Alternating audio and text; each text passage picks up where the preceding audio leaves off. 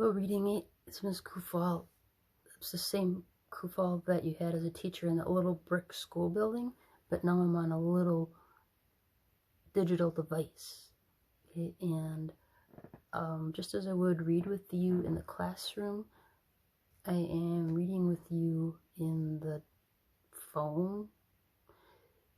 I'm not in the phone. I can see my figure there, but I think I'm here. I feel like I'm here. I'm not real sure in this digital world, but it seems like anything is possible. Anyway, what I have this video for you to do is to follow along with the reading that we will be doing of a very incredible, famous man of history, American history, world history, by the name of Frederick Douglass. You might have heard his name already from social studies class, or you will be if you're going to be able to go into the Civil War era, the 1800s, because this man lived through the Civil War. He was very famous as an abolitionist, and in case you haven't come across that word, I know I have brought it up to you before, but it's been a while. Abolitionism is the idea of getting rid of slavery. I'm sorry, I didn't say that better. You have met Benjamin Banneker, who also had that same ambition, as did Olaudah Equiano. So those three men. Thomas Jefferson believed in freedom for all, but he didn't quite see the incongruity of his saying that while having slaves. So Banneker appealed to Thomas Jefferson, saying, you have to open up your mind a little bit wider and not just think of white man's freedom, but all man's freedom. Okay. Once Frederick Douglass's story got out and Olaudah Equiano's story got out, more people who were not slave owners, who lived distant from it, became more active in being abolitionists, because before reading the stories, the true stories of what slavery involved, they knew it was bad, but they didn't understand the tortures until they read about them, especially from very talented writers who could almost make it seem like the reader was feeling the pain with them. Close to empathy, but empathy is when you actually feel the same pain, emotional pain, as someone, because you've been through it. So they built very strong sympathy, so much so that people jumped in and said, yes, we can't just say, yes, slavery is bad and just pray for it to go away, but we have ability to act and do something to end it, cause emancipation, the end of slavery, free all people in the United States, in America, the land of the free. Okay. So people like Frederick Douglass, very brave, and you'll hear of other names probably in social studies, if not in 8th grade, in high school. There's a very famous one about the raid. I want to say John Brown. Okay, all right. So there's sort of three choices for you for reading with me. One is to just listen, but not do something else other than maybe you can maybe doodle while you're listening, but don't play a game while you're listening. Don't watch something else while you're listening. Don't read something else. Don't talk to somebody, obviously. Just listen, and usually scribbling, not writing, because like writing words down actually works against listening to someone speak or read to you, but doing something a little more doodle-wise or drawing-wise actually will help you interpret more what you're reading. Okay, so you can do that, but then you still need to go through and read on your own, and you might just read a little bit faster than I'm reading, or reinforce.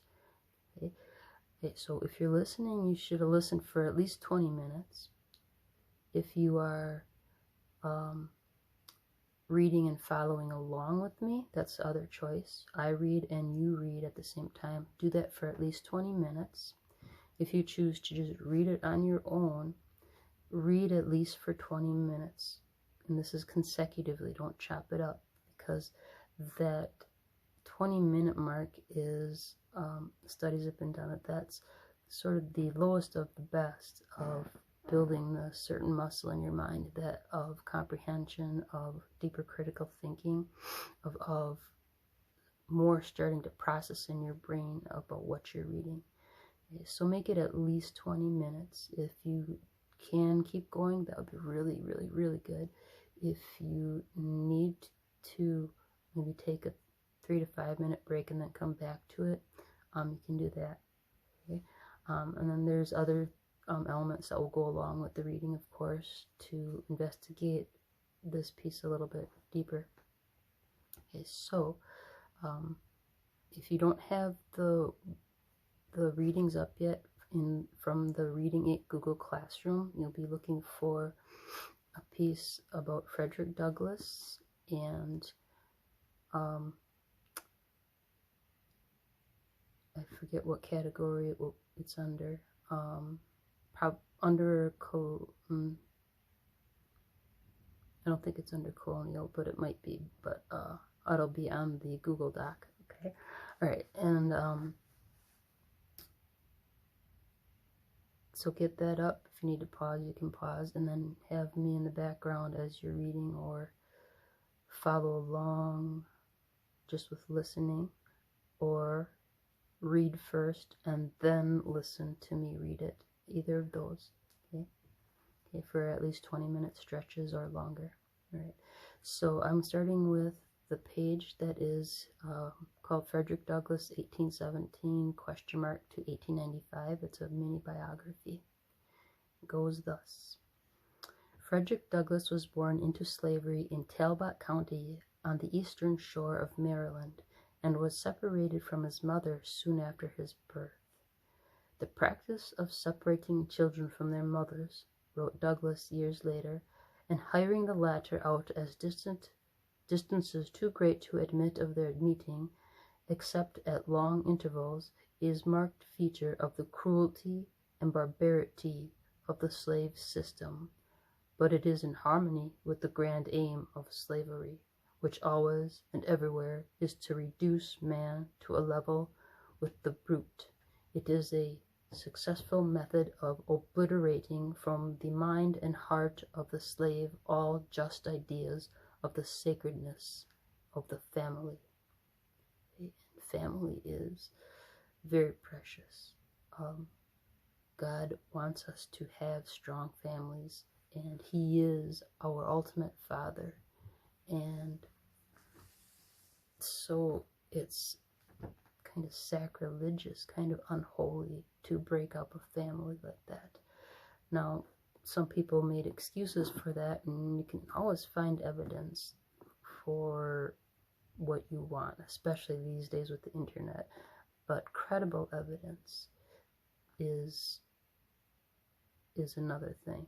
Okay, so some people would say slavery was okay. If you look at the Bible, it says this, but that's out of context, because if it does not support the humanity of somebody, it is not something God would want us to do.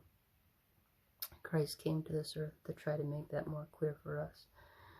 Okay, so Frederick Douglass knew in his heart that, oh, it's just cruelty. You break a family up for your own benefit, it's cruelty. Okay, and he says sacredness of family. Sacred means holy. Right, second paragraph. Since birth records were not kept for children born into slavery, Douglass was never sure of his exact age. Genealogical trees do not flourish among slaves, he was to remark ironically later. Although Douglass received no formal education, he did teach himself to read with the help, at first, of members of the household he served.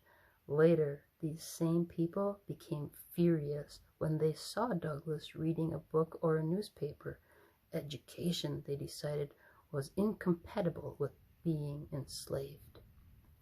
Well, when Douglas was about 21, he satisfied his hunger for freedom by escaping to Massachusetts, where he married and soon started to make public speeches in support of the abolitionist cause. He changed his last name from Bailey to Douglas, after the hero of the romantic novel The Lady of the Lake by Sir Walter Scott. And The Lady of the Lake is an allusion to a legend of King Arthur. Lady of the Lake was the one who, she was of the lake, and she raised her arm out of the lake, and up came Excalibur, the sword that would be King Arthur's sword, that was to mark his kingship. It was an incredible, almost magical sword, like none other of his kingdom. And so it was an important mark of his leadership. So Sir Walter Scott was an English author, and he wrote many romanticized novels, and that just means that everything works out perfect in the end in these stories. It's not really about lovey-dovey stuff, romance. It's about ultimately the perfect world is created by a hero. So, and Douglas is definitely a hero of our humanity, because he got out of slavery, but he didn't hide away to get recaptured, to not get recaptured. He put himself in public, and he could have been kidnapped by somebody and dragged back down into slavery, but his heart was swelling with urgency to have slavery be ended. So he put himself in the public. He gave moving speeches and moving writing to help people know you cannot have this in a civilized country. Okay, so his name Douglas is meant to mean something important, someone who will take action for the better of the world. In 1845, Douglas went to England, largely because of the danger he faced as a fugitive, especially after the publication that same year of his autobiography, Narrative of the Life of Frederick Douglass, an American Slave. In England, he mobilized anti-slavery sentiment and became independent when British friends collected around $700 to purchase his freedom. When he returned to the United States in 1847, Douglas founded a newspaper, the North Star, very famous newspaper publication. Okay, why the North Star? The name was chosen because escapees used this star, the North Star, as a guide north, to go north, the direction north out of slavery. The northern states were the free states, and then many escaping slaves were shooting for Canada. In his newspaper, Douglas championed the abolition of slavery. In 1855, he published a revised version of his life story titled My Bondage and My Freedom. Escape narratives, like earlier captivity stories, like when we read about Mary Rowlandson in her captivity by the Native Americans during a warish time in America then, they were enormously popular, and Douglas's were widely read and very influential in the abolitionist cause. When the Civil War began, Douglas worked ardently, meaning with full heart and very hard, ardently, for the Underground Railroad, the secret network of abolitionists that helped many people held in slavery escape to the North. He also energetically helped to recruit black soldiers for the Union armies. Continuing to write and lecture after the war, Douglas argued that the surest way to rehabilitate his tragically scarred people was through education. Knowledge is power. In 1881, he published yet another version of his autobiography titled The Life and Times of Frederick Douglass. Today, Douglas is revered for the courage with which he insistently proclaimed his profoundly humane values, and is admired for the quiet eloquence of his writing style. He's a very important, beautiful man of American history, and as I said, actually of world history. Okay. Next is a little note about a little background of his writing. Okay, the first I have for you is just something about quick write, which is basically, do you know other abolitionists? And you do, because we looked at Benjamin Banneker, and he put all his effort in, a lot of his effort into abolition of slavery by showing the competence of a man, no matter the skin color. He was an incredible thinker. He invented, he wrote those scientific almanacs. He was an agriculturalist, so he was showing people that to think that a person's skin color makes them less human is incredibly ignorant. Okay? So while he was still enslaved, Frederick Douglass fought to assert his human rights and defend his dignity against the brutal social institution. That social institution was acceptance of slavery. His courageous actions became a turning point in his life. Think of other heroic men and women who have fought against slavery, and jot down the, well, you don't have to do this, but one of the leaders of the Underground Railroad, Harriet Tubman, man, she put herself in a lot of danger to save many people, to keep them on the right path, stay low and out of the way of slave catchers, and to help them make their way into the northern states and even into Canada. Okay. A particular writing device, among others, that you'll find in the story that we're going to read, a metaphor. And I know you've heard of these. Writers and poets use metaphors to make creative comparisons, and we did the same with similes. You did a simile project. They're close to the idea of comparison. Near the end of the selection that we'll read, Douglass uses the metaphor that compares his triumph over Mr. Covey to resurrection from the dead. It was a glorious resurrection from the tomb of slavery to the heaven of freedom. The metaphor adds a spiritual dimension to the story by connecting a physical victory to a victory of the soul. And notices he does have that spiritual connection, that right to heaven, freedom is correct, and heaven is correct, in a good place.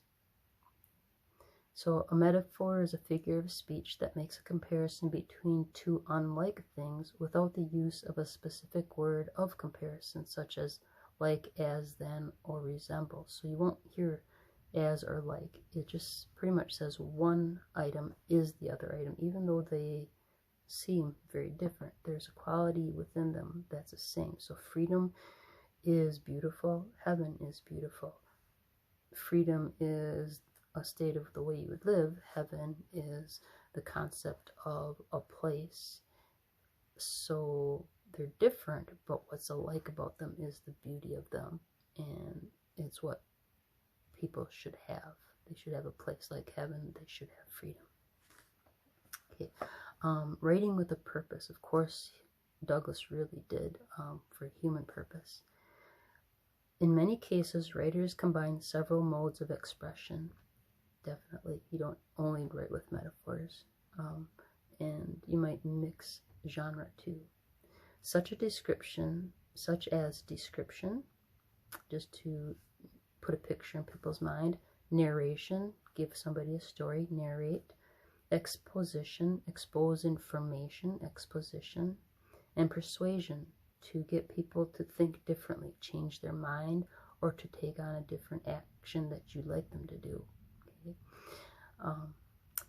In order to accomplish their purposes, Douglass's writing provides a good example of combining description, telling a story, narrating, giving information about how brutal slavery was, and persuasion. With those images he creates, with the metaphors, with the story, he persuaded people to join the cause of abolitionism.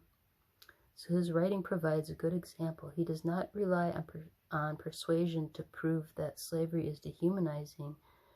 Instead, he describes the life of a slave and narrates his experiences in order to persuade readers to take action against slavery. So in the piece that we'll be reading, in the following selection, Douglas provides a graphic account of a critical incident that occurred when he was 16 years old. Earlier in his narrative, the part that we don't have, he explains to his readers how a man was made a slave. Now, in what we will read, he sets out to explain how a slave was made a man. At the time, Douglas was owned by a man named Thomas, who had rented Douglas's services out for a year to a man named Covey. So that's kind of like being a double slave. He's the slave of a man named Thomas, and that would be his last name. And then this slave owner, Mr. Thomas, loans him out to another guy, Mr. Covey. So he's a slave under Thomas and then a slave under Covey. And that's double degradation. Okay. To just pass him around like that. Okay. Vocabulary will come across. Intimated. When you say intimated, it means that you suggested something, you hinted at something. If you comply, you agree to do something. If you interpose, you put yourself in there, you get in there, you position yourself, so it's to put forth in order to interfere. Okay? So allow me to interpose, allow me to interfere and cut this off here, but I have a better idea. If you afforded, you gave something, you provided something. Solemnity, there's the word solemn in there, and that's seriousness. Serious, yes, with seriousness. If you render something, you make it. Something singular has two meanings. Singular means only one, but if something is singular, it's very remarkable, very unique. If you have attributed something to somebody, you have said it happened because of the result of that item or that person. So we could say the thought as resulting from. So you could say the noisiness in the hallway can be attributed to the kindergartners being excited about getting to build a snowman. So you're attributing all the noise to the little kids. And then expiring, as a verb, it means used as, and as an adjective, it means dying. Okay, so the expiring mouse, the dying mouse, might be dying because some cat flopped it around so much that it is now expiring. Ain't gonna make it, little mousey. Alright, so that was about 20 minutes listening intro and listening to speak, and then read the little bit of a biography. So I'm going to stop this video and then have you jump over to the next video, which is actually reading part of the narrative of the life of Frederick Douglass. Okay, so see me on the next clip, kids, and whether it's right away or not, be good on the in-between.